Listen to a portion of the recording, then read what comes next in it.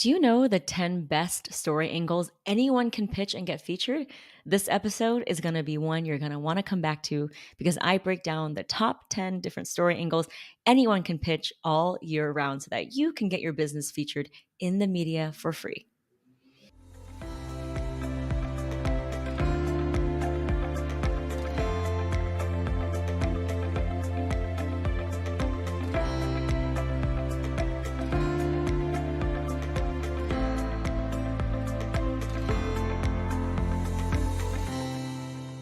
All right. I'm so excited for this episode of the Small Business PR Podcast. This is going to be a really juicy one and one you're going to want to allocate some time to because I am going over 10 fabulous story angles anyone can pitch. That's right. Anyone, regardless of whether or not they have a website, a following, if they have a viable product, or if they've even sold anything. These are the stories that you should consider pitching to an editor, and it works, and I'll tell you why. But first things first, know that a story topic is different than a story angle, right? A story topic is always there. It's like a theme, whether it's business or parenting or food recipes. But your angle is your take or your point of view on this bigger story topic. Because remember, experts have point of view, and that's what we're trying to do when we pitch is establishing you as an expert. And that means you have insight, you have data, you have something to say about something. It doesn't mean that you are reinventing the wheel and talking about something no one's talking about. No, what we want to do is talk about something people are already talking about, but adding your little new piece of insight or your fresh take. So that is something I talk about all the time in my PR masterclass. If you haven't watched it yet, make sure you go there after this episode at gloriachowpr.com/masterclass. I'll break down exactly what I mean by with this. Okay. So let's get into it. The top 10 story angles anyone and everyone should consider pitching if they want to land media this year. So let's get started. Number one is a seasonal story angle. Now, what I mean is an angle maybe about spring, summer beauty trends, about what to cook or eat in the wintertime. Maybe it's something about back to school, right? If you are doing something related with children, education, learning, that is always a seasonal trend, right? Maybe it's something about graduation. So something about May and April or June and people looking for jobs, that's always a great thing to pitch. Another thing is around the holidays, right? We have Mother's Day, Christmas, Valentine's Day, so many holidays for you to be able to write on the coattails on. So a big one for a lot of my audience is they make physical products or they are in e-commerce. And so around the holidays, around Christmas time is a great seasonal story angle to pitch. Things like what are three gifting trends saying about us, right? I once wrote a pitch for someone who makes tie-dye sweatshirts and oversized baggy loungewear. And the whole thing was about the way that we're gifting this year, what it says about us, because we were going through a really difficult time in the pandemic and we wanted comfort, right? And so that was kind of nostalgia for our childhood tie-dye days. So that was kind of what I mean by pitching something around the holidays. What are the gifting trends? How are people relating to each other? That is what I mean by season, right? Another really big topic is Earth Day and sustainability because we have so many founders in the PR Starter Pack who are clean beauty founders who make something sustainable. And I know that a lot of people are looking to pitch this angle. So think about how you can do it around a seasonal or like a holiday or something that has to do with a certain time in the year. So that's number one is seasonal. Number two is writing on the coattails of a bigger story or company news of a Fortune 500 company. Now, a good thing about this is that if you comment positively or negatively on, let's say, what Amazon or Google is doing, they're not going to come after you, right? I actually had somebody in the PR starter pack. She makes jewelry on Etsy. She's 22 years old and she was just starting out. And she actually was commenting about how Etsy had really predatory policies for small business owners, right? The sellers on Etsy. Whereas Etsy was kind of making themselves to be the go-to small business supporter, that they were supporting small business artisans. She actually found that it was quite the opposite. So she ended up sending a tweet to a reporter and getting on the phone with them right away because of this angle, which is that she was saying like, hey, this is what Etsy is doing in their marketing campaign. They're saying that they are starting this campaign for support small business. But as a small business, I'm finding that their shipping policy and refund policy and forcing me to pay for my own shipping, all of that was really against small business. So that's what I mean by riding on the coattails of a bigger company. And if you say anything bad about them, chances are they're not going to come after you. right? Another thing is commenting on what's happening in the news, right? So, right now, what is the breaking news? Right now, for example, as I'm recording this, we're all about the world of NFTs and crypto and blockchain, right? Nobody really understands what's going to happen with NFTs. We just know that it's all the rage. So, maybe it's something with NFTs. So, think about how you can write on the coattails of a bigger company, or maybe comment on what a Fortune 500 company is not doing so well. So maybe it's something about privacy or what Facebook's not doing well, or maybe it's Google or something like that, because again, they're not going to come after you. So that's number two, is writing on the coattails of a bigger breaking story or commenting on a Fortune 500 company. Number three is a data driven, survey driven approach. So if you have access to your community, which you do, you're already one step ahead of the journalist, because the journalist is not going to go and survey your audience. They don't have time for that. So here's what I mean. For example, if you are a career coach like the PR Starter Pack, Vincent, who many of you might have met in my PR Starter Pack PR masterclass, Vincent is a career coach and he built a career coaching platform. And he knew he needed PR because it was such a saturated marketplace. And what we did is we came up with an idea for him to do a simple survey where he surveyed 2008 recession grads and cross compared their attitudes with 2020 pandemic grads. And so that was really interesting proprietary data that compared two different communities, both looking for jobs, but maybe they had different experiences or maybe not. And so being able to just say on LinkedIn, hey, I'm doing a simple survey on Google Forms. If you graduated in either 2008 or 2020, fill out this 5-question survey. That already allowed him to bring this data up and start conversations with people at Forbes, New York Times, TechCrunch, Inc., Entrepreneur, and so many more. And he actually was able to get on not only Forbes, but Inc., Entrepreneur, and was named Nashville's 40 under 40, one of the business entrepreneur leaders. So, how many of you would love to have the same results? That's why I think using a survey or something with data is so awesome. And look, you don't have to be a data scientist. I'm awful at math. I don't know how to use an Excel spreadsheet. It could be as easy as going into a Facebook group or whatever it is that where you have community and say, hey, for example, if you are a mompreneur, be like, hey, moms, I'm doing a simple survey about moms who do X and moms who do Y. And I want to cross compare because it's always interesting, right? It's always interesting to have that data. So it doesn't have to be this crazy, complicated thing. It could be as simple as giving a shout out on LinkedIn or on Facebook and surveying your community. Because remember, you're sitting on a gold mine of information. You're like a conduit of information in a way that the journalist is not going to be able to get the data. So definitely use that to your advantage. The fourth one is a story about families, youth, women, or marginalized demographics. Now, we are in a space and time where it's so important to be inclusive of all people from all backgrounds, right? DEI, it's really a hot topic. So if you can help elevate the voices of those who usually don't get to have their voice be loud and heard, maybe that's something you should consider. Right? For example, in episode 5 of this podcast, I interviewed Dr. Greta Anderson, and she is one of the few Black female pro golfers who was trying to make golf super inclusive by making it easier for beginners to join the game of golf.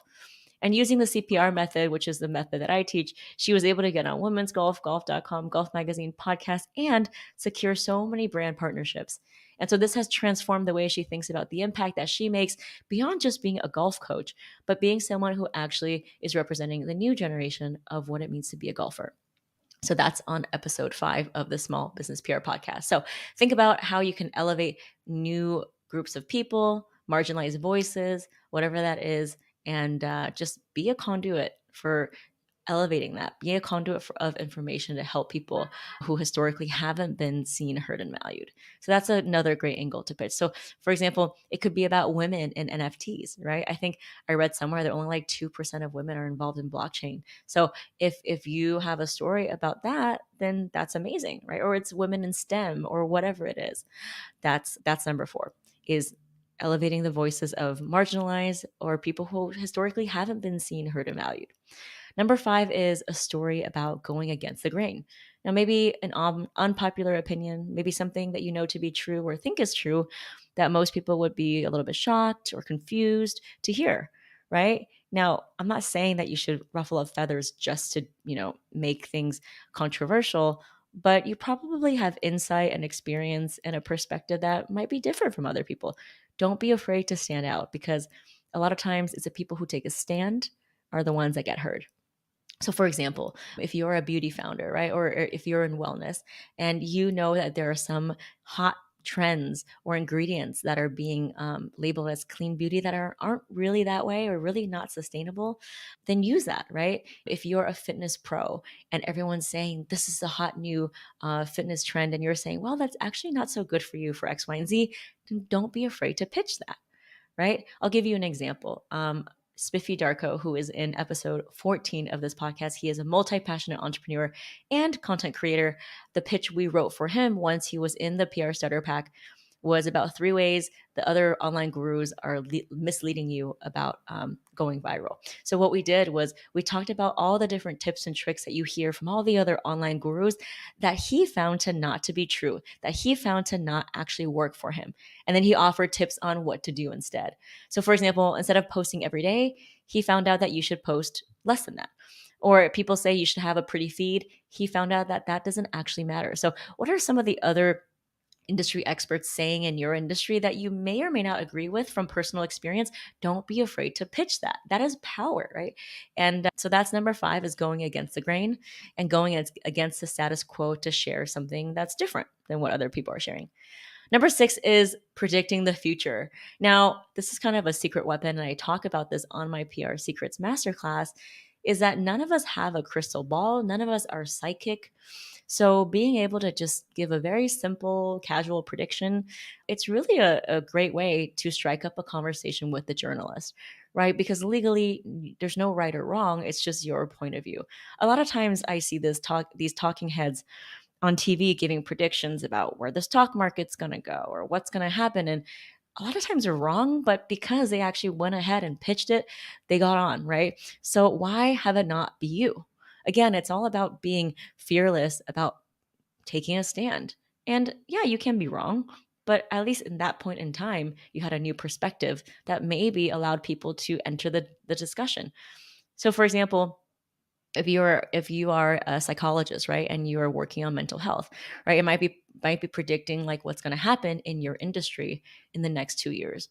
Or if you're a chef, it might be, this is what I predict as the hottest ingredient for the end of the year, or what is an interesting pairing with wine.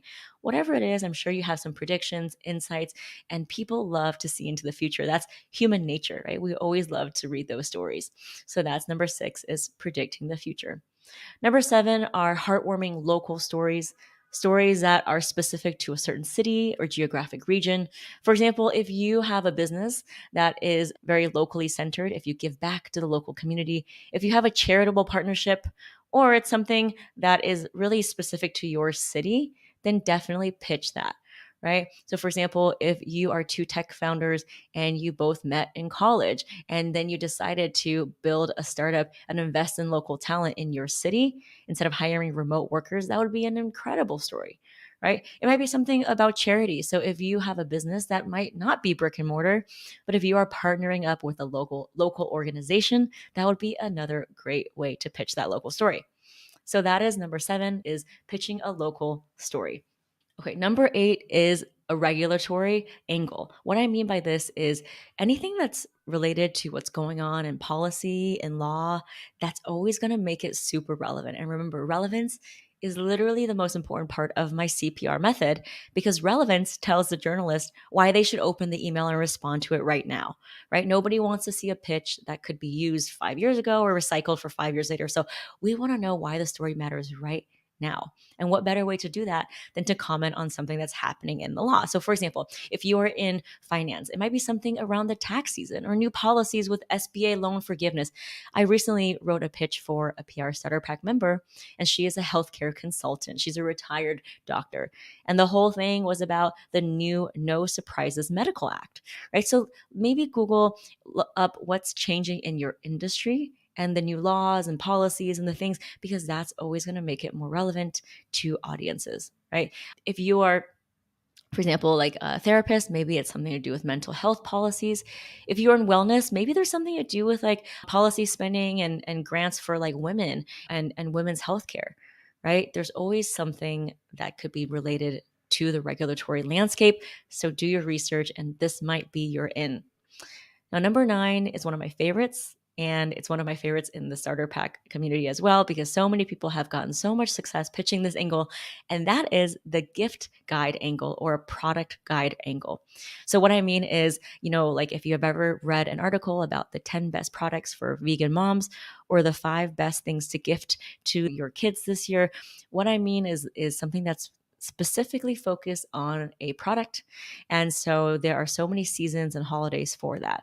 And I encourage you to think beyond just Christmas and kind of the end of year, right? Because there are ways to make your product relevant every holiday and every season. So get creative here. And if you want to listen to exactly what a journalist who actually writes these gift and product guides wants to see in a pitch, then go to the very first episode of this podcast, the Small Business PR podcast, where I interview a journalist who writes for Forbes, Refinery, Brit & Co. And she talks about exactly her timeline, when she likes to receive pitches, and what she likes to see in the subject line. And what better way to get your product in front of millions of new people than pitch it for a product or gift guide? It's literally the best way to advertise for free. So definitely re-listen to episode 1 and make sure you join us in the PR Starter Pack, where I have lists of hundreds of writers who write these gift and product guides. Now, the last one is very interesting because it's for people who have a deeply personal experience and someone who's not afraid to write. So this is pitching your story as an op-ed, an opinion piece, or something that is authored from your own point of view, and who is a part of our Facebook community. She is a bootstrapping founder creating clean beauty lip products. And when she was DMing me, she's like, Gloria, I really need your help with coming up with an interesting pitch. And then suggesting to her to pitch something around clean beauty, which is the most obvious one because she makes clean beauty products. I said, you're an Asian American makeup artist, and there's a lot going on right now in the media with Asian hate crimes and kind of like the relationship of Asian Americans in society. So maybe it's something about that. Maybe you've seen some interesting things as an Asian American makeup artist in Hollywood and the way that we're represented in media. And so when she did pitch that, she actually was able to write an op-ed for cosmopolitan.com, and she worked with their writers, and then they put the finished article that she wrote on the front page of cosmo.com. Not only that, they also shared it on their Instagram with over 3.4 million followers. And at that point, she had around 100 followers herself. So this is all possible. These are all the ways that you can think about pitching your story. And I've given you 10 really great ideas to start. And obviously, if you're in our Facebook group, and you can join us at getfeaturednow.com, you can see all of the other trainings and ways that other people are pitching, whether it's for podcasts, whether it's for something related to their kids, whether it's something that's data-driven, or any of the 10 that I've mentioned here. So I really hope that this episode has given you so much to think about, and I cannot wait for you to leave a comment or DM me and tell me which of the 10 you are going to go with. Now, cheers to you, and let's make this year the year you are seen, heard, and valued. Let's start pitching.